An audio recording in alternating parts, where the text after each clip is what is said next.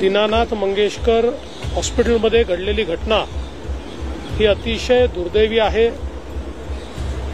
कुठेतरी असंवेदनशीलतेचा परिचय या घटनेतून आपल्याला पाहायला मिळतो आहे।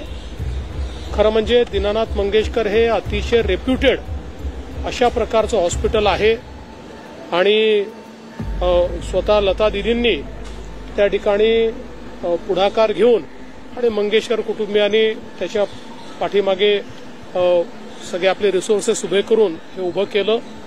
पण ज्या प्रकारे तिथल्या काही डॉक्टर्सनी किंवा कर्मचाऱ्यांनी अतिशय असंवेदनशीलतेनं प्रसूतीला आलेल्या महिलेला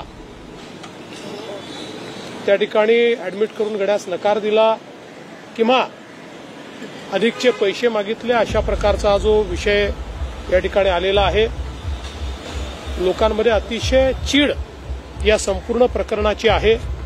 विशेषतः धर्मदाय रुग्णालयांनी आपली भूमिका योग्य प्रकारे निभावली पाहिजे अशा प्रकारची आपली सर्वांचीच अपेक्षा आहे आणि म्हणूनच या संदर्भात मी एक हाय लेवल कमिटी तयार केलेली आहे जी या घटनेचा तर त्या ठिकाणी तपास करेलच, पण त्यासोबत अशा घटना होऊ नये म्हणून धर्मदाय रुग्णालयांवर कशा प्रकारे आपल्याला नियंत्रण करता येईल आणि विशेषतः मेडिकल एथिक्स हा एक महत्वाचा विषय आहे की अशा प्रकरणी पैशाची चिंता न करता त्यांना ऍडमिट करून घेणं हे गरजेचं होतं।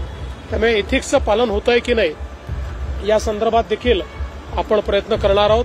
खरं म्हणजे स्वतः जो आमचा मुख्यमंत्री कक्ष आहे त्यांनी देखील या प्रकरणामध्ये लक्ष घातलं होतं, परंतु दुर्दैवाने योग्य प्रतिसाद हा त्या ठिकाणी रुग्णालयाकडनं काही मिळालेला नाही आणि म्हणूनच आता अशा प्रकारच्या घटना पुढे होऊ नये म्हणून अतिशय कडक अशा प्रकारची कारवाई या ठिकाणी करण्याचा आमचा मानस आहे।